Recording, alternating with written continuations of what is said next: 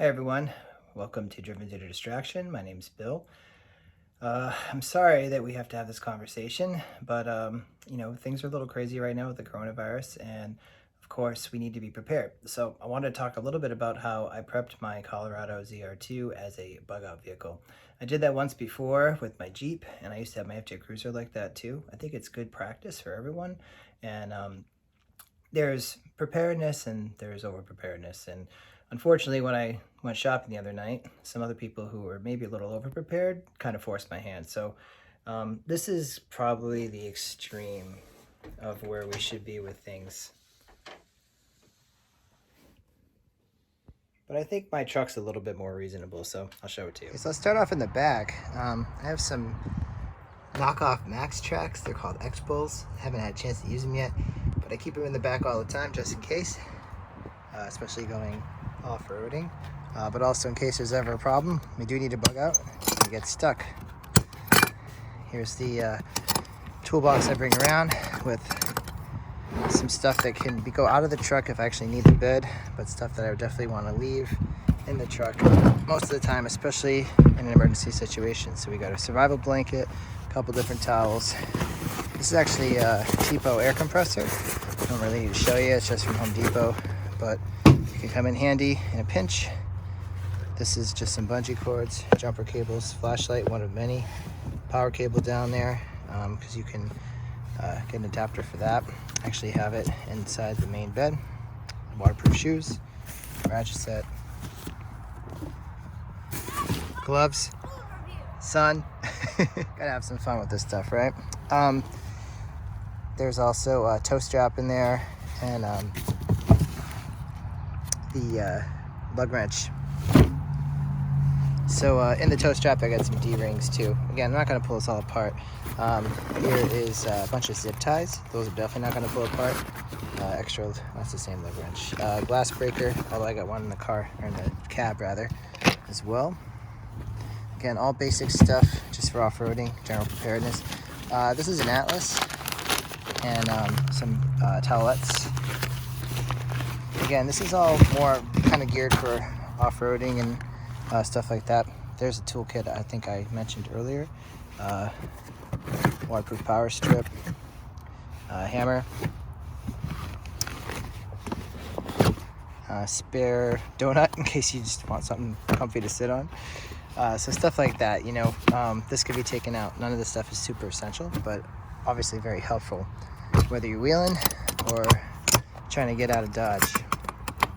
So in here, I got more of the stuff I wouldn't want to travel without, period. Just a spare sweatshirt. And, down there, small fire extinguisher. I think a lot of off-roaders overdo with the fire extinguisher. Hearing protection. If we do this handle here, pop this up. Here's the power inverter I was referring to earlier. Call it an adapter, but I was a little bit distracted. But anyway, this is the power inverter, so you can run a regular outlet and charge things or power things as needed. Wipes for various reasons. Another towel. This is a small shovel.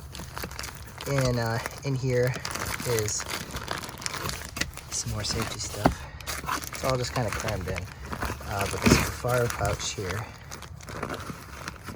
has a fire, like a cook kit, a fire starter, and it's all within this aluminum box here. It's also a saw, a small line saw. Don't want to totally pull this stuff apart. You've seen it before. And unlike a lot of people who have a bug out vehicle, I'm actually kind of anal about being organized. If you see some people, they just throw a bunch of crap in the back or in the back of the truck, and then they can never find it if they need it. I'm a little bit more particular. For example, it makes sense to keep snap light right here where you might need it, as opposed to buried somewhere, like if you get stuck on the side of the road. Charging cable, multi-plug for different devices, barf bag, electronics in here, headlamp, flashlight, spare batteries, stuff like that. Again, this is all stuff you really don't want to go home without. Another flashlight, sunglasses for the boy.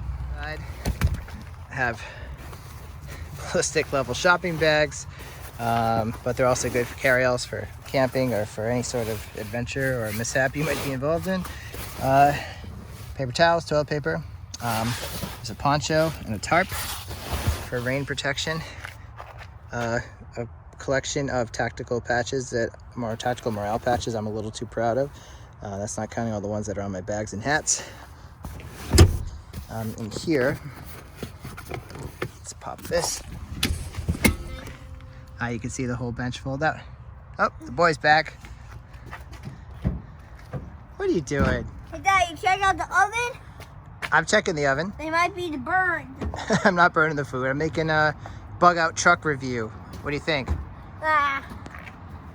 You feel prepared? Nope, I follow the food review, dude. That's another channel we have. We'll have to check out. What's your channel? Give a plug. What's your channel called? It's Ripper's food review. Should people watch it or just ignore it? People watching it. Yeah, I'm going to check it out later. How's that sound? Most, they ignore it. No, they're going to watch it. More and more people. What do you think? I don't know.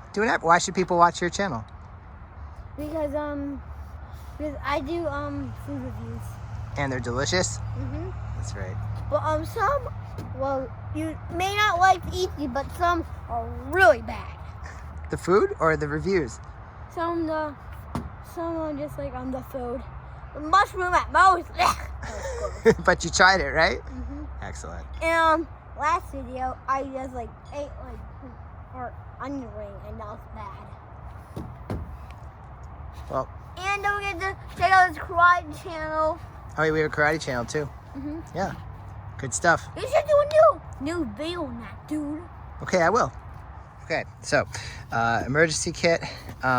This has a lot of survival type stuff. Water filter, medicines, different tools, stuff like that. Let's see if we can open it one-handed. Has a life straw in there, some toiletries, earplugs, Mylar blankets. Pretty sure there's a whistle and a mirror. Again, stuff you really kind of shouldn't go home without. And here's a, let's see. Okay, yeah, that's where the bandanas are, things like that. Walkie-talkies, good for wheeling, good for survival situations. Big old flashlight. Another water container. This is a phone charger, but more importantly, you can jumpstart your car from Anker. It's an older model. I know they have some newer ones, but definitely worth getting. Here is it's duct tape, Gorilla Tape to be precise. But this is really good to have. This is full of bug spray and sunblock and stuff like that. So again, stuff you're going to use all the time, but stuff you shouldn't leave home without. Here, this looks cool, but it's really just hand grippers. And here we've got hand sanitizer, super important nowadays. Tums, Motrin, stuff like that. Just random stuff you might need driving around commuting. Like I said, I'm a tad organized, so bear with me. Glass breaker, seatbelt cutter, survival pen, tactical pen. It's got also kind of can be used in a self-defense situation as well. This is a stylus pen with a ruler on it. Small knife from Spyderco. That's the Firefly. Good stuff.